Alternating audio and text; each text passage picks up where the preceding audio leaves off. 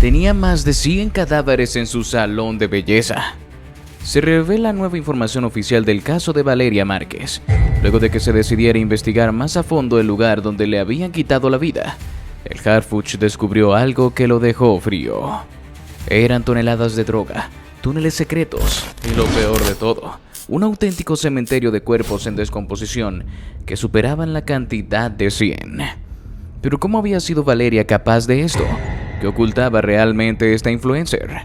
Tras recibir reportes coincidentes provenientes de la Fiscalía General de la República y la Unidad de Inteligencia Financiera, el titular de la Secretaría de Seguridad y Protección Ciudadana, Omar García Harfuch, se trasladó con un equipo especial a Zapopan, Jalisco. La misión era clara: realizar una inspección minuciosa del salón de belleza perteneciente al influencer Valeria Márquez. La información obtenida a través de rastreos cibernéticos y declaraciones de testigos protegidos apuntaban a que el lugar operaba como algo mucho más complejo que un simple centro de estética. La orden de cateo se gestionó con carácter urgente y fue ejecutada con total discreción durante la madrugada del viernes.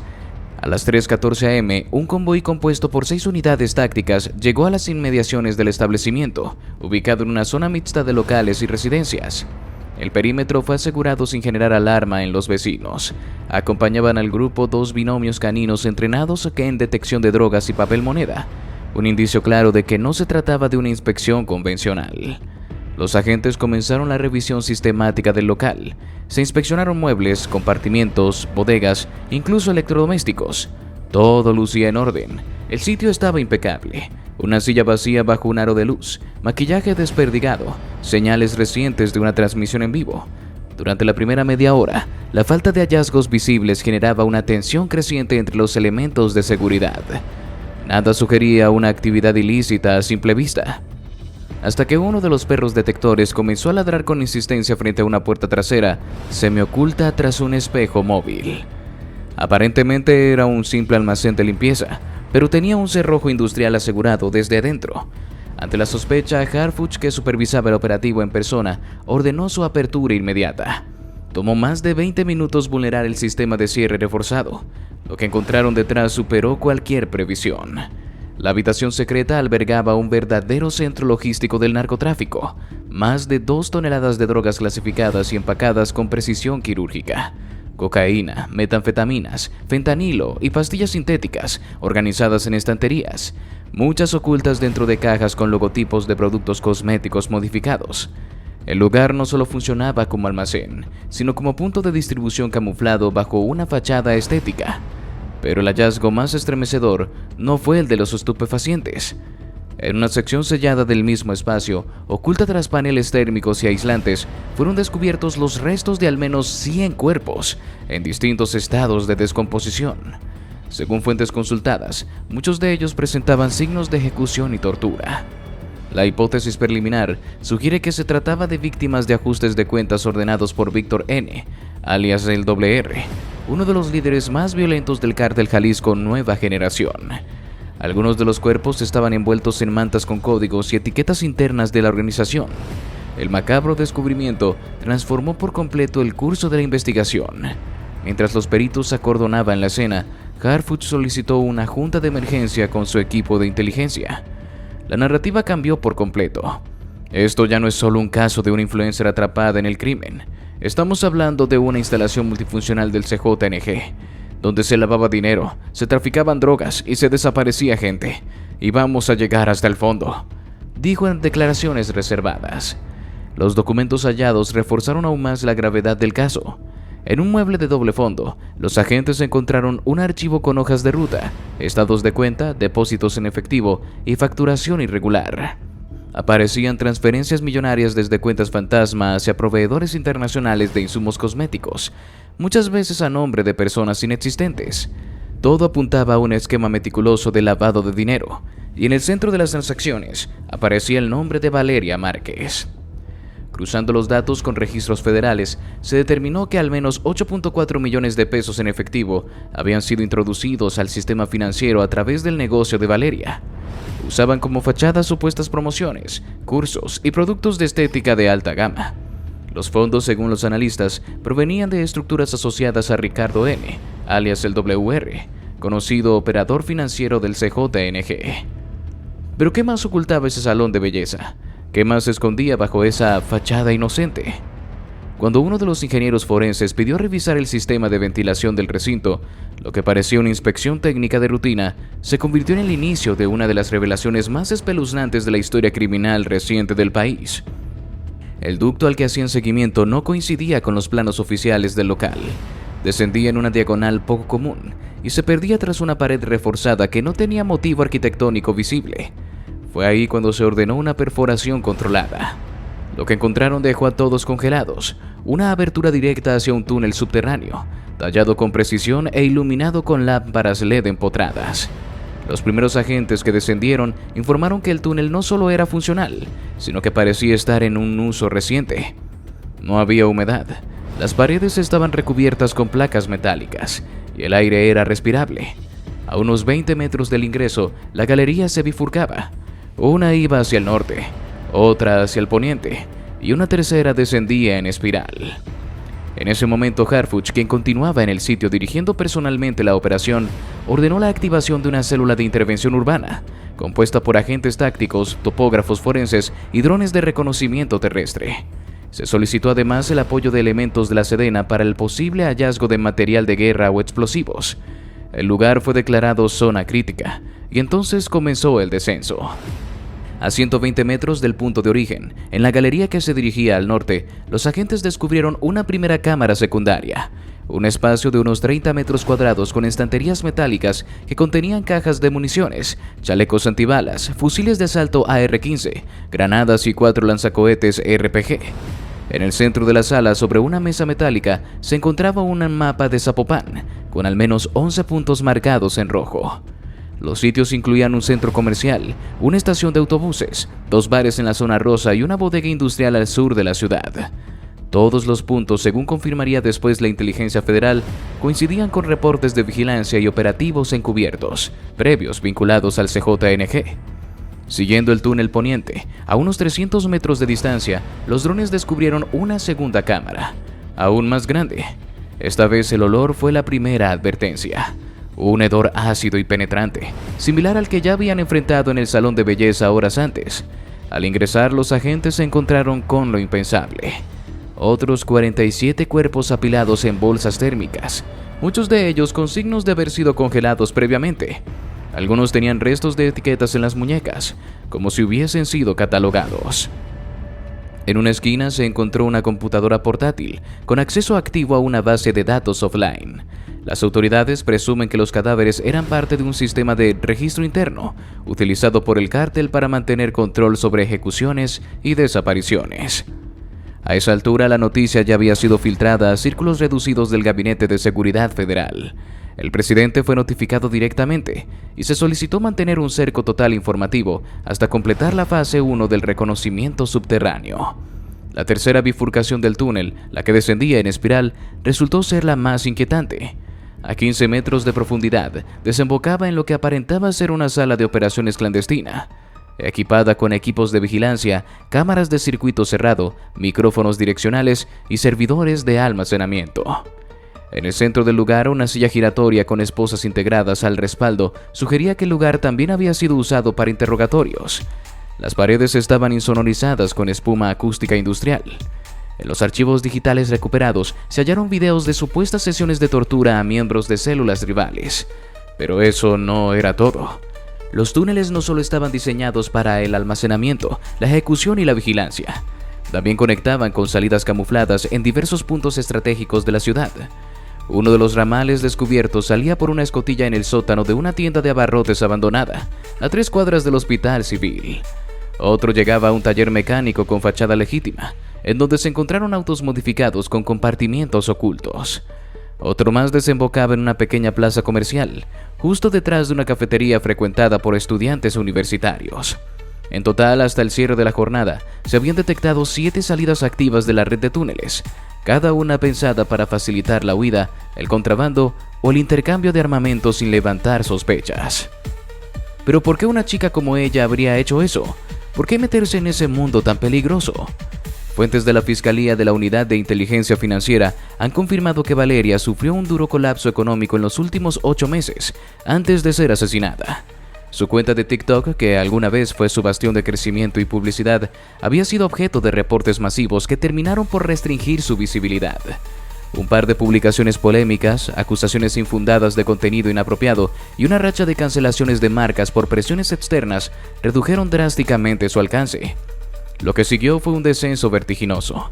Las marcas dejaron de escribir, las colaboraciones se diluyeron y las facturas seguían llegando. La renta del local, las remodelaciones, los productos de estética que había comprado a crédito, todo comenzó a acumularse como una montaña silenciosa. Según documentos encontrados en su computadora personal, Valeria debía cerca de 420,000 pesos entre tarjetas, préstamos y proveedores, y la presión no era solo financiera, la emocional también pesaba. Me esfuerzo tanto y nada alcanza, escribió en un borrador de nota nunca publicada.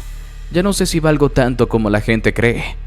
En ese contexto de vulnerabilidad fue que apareció él, Ricardo N., alias el WR, un hombre que en los círculos de seguridad pesa como plomo, pero que en ese momento llegó a ella bajo otra máscara. No fue el narco el que tocó a su puerta, fue el empresario, el inversionista, el protector. Se presentó como un hombre de negocios con interés en expandir marcas de cosméticos, alguien que buscaba jóvenes talentos para posicionarlos en redes. Y Valeria, desesperada, lo escuchó. Las conversaciones iniciales no eran distintas a las que tenía con cualquier posible patrocinador. Hablaron de estética, de campañas, de colaboraciones, pero pronto el discurso cambió. Ricardo N. le ofreció una salida total: cubrir sus deudas, financiar la expansión de su clínica, regalarle el auto que tanto soñaba. A cambio, solo tenía que permitir que ciertas transacciones pasaran por su negocio. Un favor entre amigos, una oportunidad, solo números en una computadora, le habría dicho. Los registros bancarios y las declaraciones de testigos protegidos confirman que las primeras operaciones de lavado se hicieron en efectivo, mediante pagos por servicios estéticos VIP a nombres ficticios. Dinero sucio ingresaba al sistema con facturas legales emitidas desde su cuenta empresarial. Y así comenzó la red. Lo que arrancó como un favor, como un salvavidas financiero, rápidamente se transformó en una trampa de oro. Valeria al principio creyó tener el control. Pensó que podía manejarlo, que se trataba de algo temporal, que mientras nadie saliera lastimado, no pasaba nada. Pero el dinero llegó rápido, y con él la dependencia. En 2 meses había saldado casi todas sus deudas. En 4 había remodelado el local, comprado nuevo equipo y hasta contratado personal. Su cuenta volvió a crecer, sus seguidores regresaron y las marcas empezaron a tocar la puerta otra vez. Nadie sabía que detrás de ese renacer había billetes manchados y promesas peligrosas. Lo que las investigaciones muestran ahora es que esa relación laboral se intensificó con el tiempo. Ricardo N. no solo utilizaba su salón como fachada, también le pedía encubrir movimientos físicos, paquetes disfrazados de insumos de belleza que eran entregados a terceros, reuniones privadas en el lugar durante horarios cerrados, e incluso grabaciones de videos para redes que servían como cortina para transferencias. Valeria no siempre entendía todos los detalles, pero sabía que algo estaba mal. En chats rescatados de su teléfono, le escribe a una amiga cercana: «Ya no quiero hacer esto, pero si me salgo me va a ir peor». Y tenía razón, porque cuando intentó salirse, cuando pidió una pausa y se negó a seguir firmando ciertos documentos, comenzaron las amenazas sutiles. Primero, una clienta que nunca existió llegó al local a grabarla sin motivo. Luego, una cita con un proveedor fue cancelada misteriosamente minutos antes de que ella llegara al lugar. Más tarde, un auto con vidrios polarizados se estacionó frente a su casa durante 3 noches seguidas. Y en el último mensaje que envió a su hermana se leía: «Ya me cansé, no quiero vivir con miedo». Ese fue el último fin de semana que vivió. ¿Y ahora qué haría el Harfuch? ¿Qué medidas tomaría? A las 8 de la mañana del día siguiente, las cámaras se encendieron en el Palacio Nacional para dar paso a una de las ruedas de prensa más tensas de los últimos años. Lo que descubrimos en Zapopan no es un caso aislado, es un modelo, un esquema delictivo adaptado a las nuevas narrativas de una generación entera. Y les aseguro algo desde ya: esto no se va a quedar ahí, dijo sin rodeos, mirando de frente a la sala llena de periodistas y cámaras transmitiendo en directo. La rueda de prensa comenzó con un recuento de lo hallado en el salón de belleza. más de 2 toneladas de drogas clasificadas, 100 cadáveres vinculados a ejecuciones del CJNG y una red subterránea de túneles con salidas en puntos clave de la ciudad, que conectaban con escondites de armas, servidores con evidencia de tortura y estructuras de vigilancia clandestina. Pero lo que venía a continuación era aún más grave. Harfuch tomó un respiro y soltó la declaración que cambiaría por completo el enfoque del operativo. A partir de hoy iniciamos una investigación a nivel nacional sobre el fenómeno de los llamados influencers lavadores. No me importa si no aparecen en fotos con narcos, no me importa si nunca dispararon un arma, si fueron piezas activas en el esquema de blanqueo, serán tratados como lo que son, delincuentes de alto nivel. Las palabras generaron un silencio de plomo en la sala. Algunos reporteros dejaron de escribir por un instante. Otros alzaban la mirada buscando confirmar si habían escuchado bien. Pero el funcionario continuó, sin pestañear.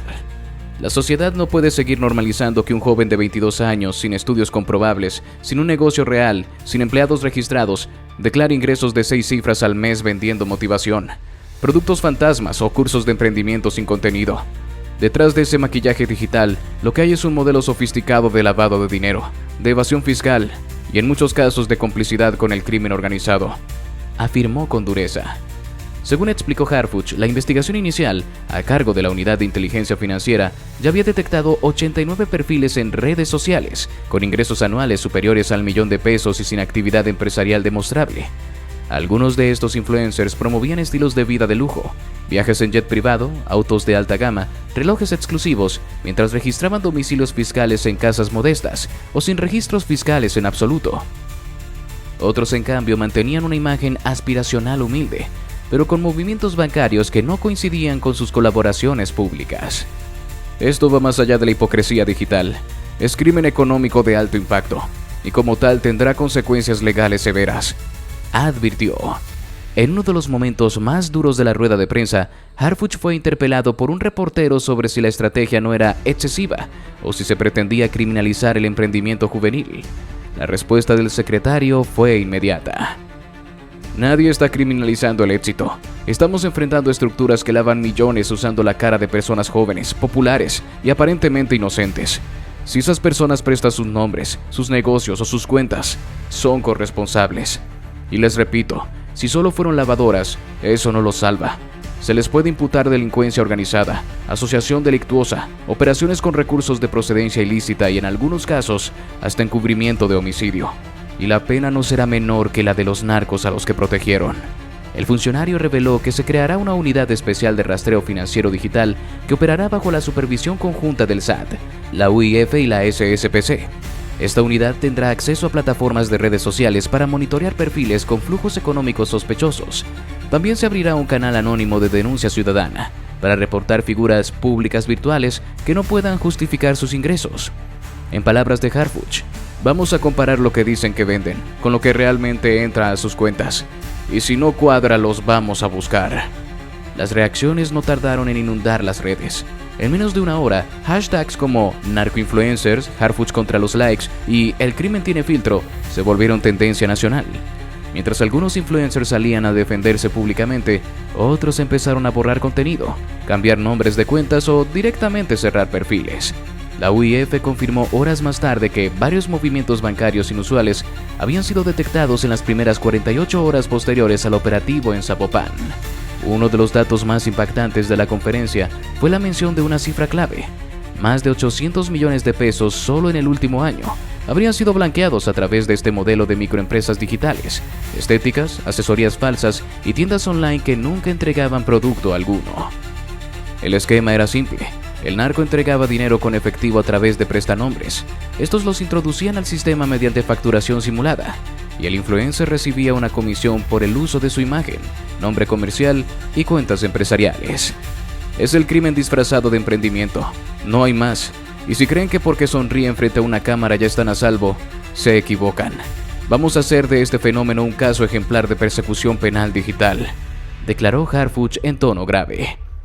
La presidenta Claudia Sheinbaum respaldó de inmediato las acciones en un mensaje publicado en su cuenta oficial. El Estado mexicano está tomando medidas serias para enfrentar el crimen organizado en todas sus formas, incluso las más modernas y disimuladas. Apoyamos con firmeza la ofensiva liderada por el secretario Harfuch, escribió. La Fiscalía General de la República anunció poco después que estarían emitiendo las primeras 17 órdenes de aprehensión contra personas relacionadas con el caso Márquez y que podrían ampliar la lista en las siguientes semanas a más de 50 imputados. Se investigan delitos relacionados con el uso de razón social falsa, falsificación de documentos fiscales, lavado de activos y vínculos indirectos con organizaciones criminales. Entre los nombres no oficiales que comenzaron a filtrarse se encuentran varios influencers con millones de seguidores, conocidos por sus campañas de vida exitosa, coaching motivacional o por negocios de estética que crecieron repentinamente sin respaldo visible. La mayoría ya han sido puestos bajo vigilancia digital. Y así llegamos al final de este video. Si te gustó, te invito a que nos des tu me gusta para seguir haciendo más videos como este. Además de que no olvides suscribirte y activar la campanita para que no te pierdas ninguno de nuestros nuevos videos. Te deseo un gran día. Hasta la próxima.